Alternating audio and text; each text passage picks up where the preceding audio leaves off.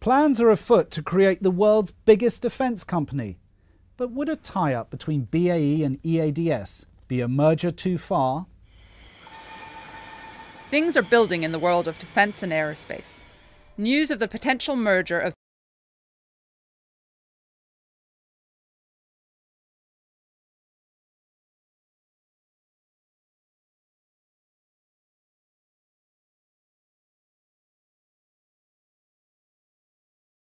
the ability to more convincingly take on the US market are moving closer to reality.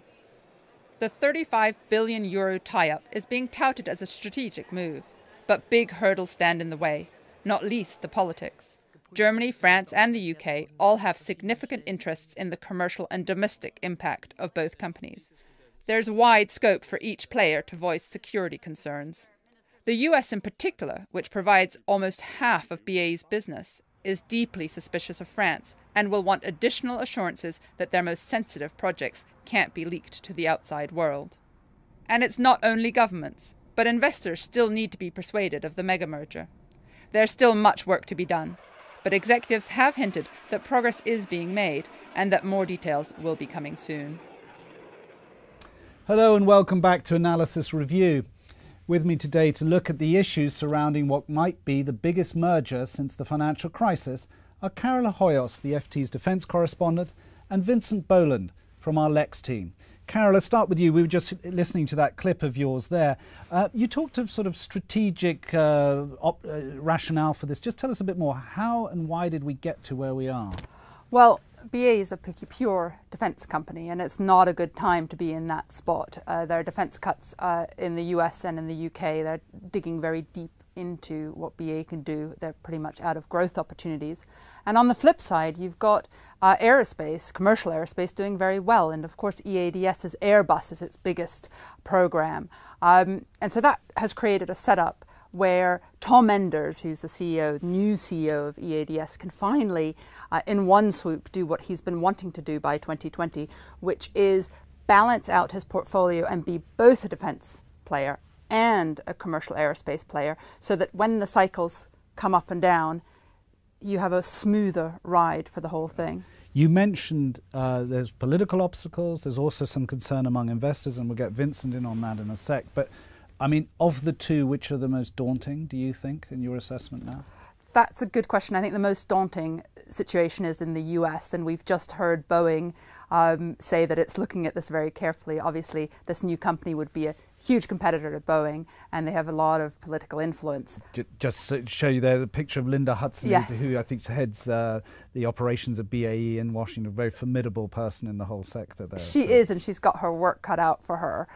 She has to persuade the US government that it's in their national interest to allow this merger to happen, and that no Frenchman is going to be able to look in, quite literally actually. I mean, we laugh, but it is also about the nationality of the people working at the US company, that they will not be able to have a look into some of the most sensitive programs in the US. Vincent, just tell us, but when investors look in on the specifics of this deal, I mean, what are they seeing? Because I mean, I think the share prices didn't react to give it such a favourable reception, did they? No, I think we've got the chart here. Exactly. I mean, you can see that there was a little bit of a spike in BAE Systems share price when this was announced, and a bit of a fall in the share price of EADS.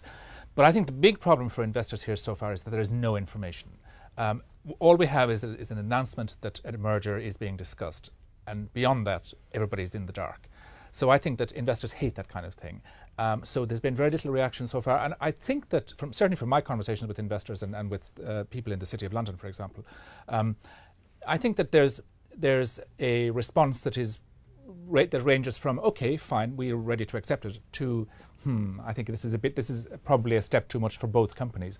But until the details come out, we won't know. And just quickly, why we haven't got the details? Because essentially this was leaked. Exactly, and the two companies were about 2 weeks from actually finalising things and making an announcement, and there was an awful lot of work to be done in those 2 weeks that they're still working on. You know, who's going to run it, where's it going to be based, you know, what will be the dynamic between London and Paris, between Europe and the US, you know, all that kind of thing has to come out. And the golden share, of course. And the golden shares. The golden share, the blocking share. Exactly, because Germany and France both have big stakes in EADS, directly and indirectly. The British government has a golden share, so-called, in BAE Systems. And all of those things have to be worked out, and they're very, very important, particularly in getting it through in Washington. So if it were to happen, I mean, what would we be? I mean, you both addressed sort of some of how it might look. I mean, just sort of walk us through sort of what would we be looking at? Maybe Vincent, if you tell us a bit of sort of the revenues, and Carola tell us about, you know, what type of company we're looking at. Here we've got some charts for I mean, you. at the moment, what you have is BAE Systems, which is a company that's split roughly 50-50 in revenue terms between US defence contracts and European and Middle Eastern and Indian defence contracts. So you have it's a very global company, and EADS is, you know, it's the world's joint #1 maker of commercial airplanes. So it's all over it's a very big manufacturer and seller of airplanes, except perhaps in the US. So what would happen if the two of them came together is you'd have a very balanced company between one, you know, it'd be roughly half and half commercial aerospace and defence. Right. And quickly, Carola, just tell us, you know, what type of company. So, I mean, you alluded earlier on, a more balanced company. I think this is quite a striking illustration. I think the reason why BA is in a situation it's in is very aptly illustrated here. It's a pure defence play, and it's not a good time to be.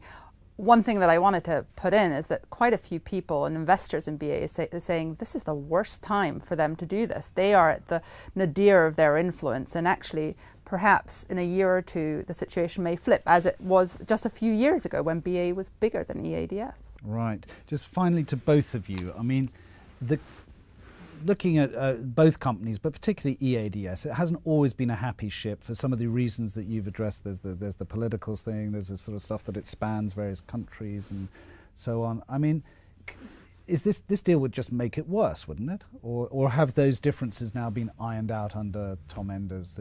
Well, there are two really important things Enders wants to be able to do. One is get rid of the day-to-day influence of France and Germany, and that can not be a bad thing. He thinks it's going to be easier to run the company that way. And two, get into the US, which he hasn't been able to do, and really compete with Boeing and also on the defense side.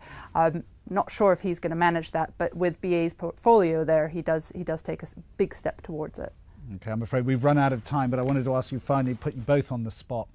Do you think this is going to happen, Vincent? Yes, I do. I think that I think this is if it has to be done now is the time to do it, and I think that both companies will get the political backing ultimately after making lots of concessions. Carola?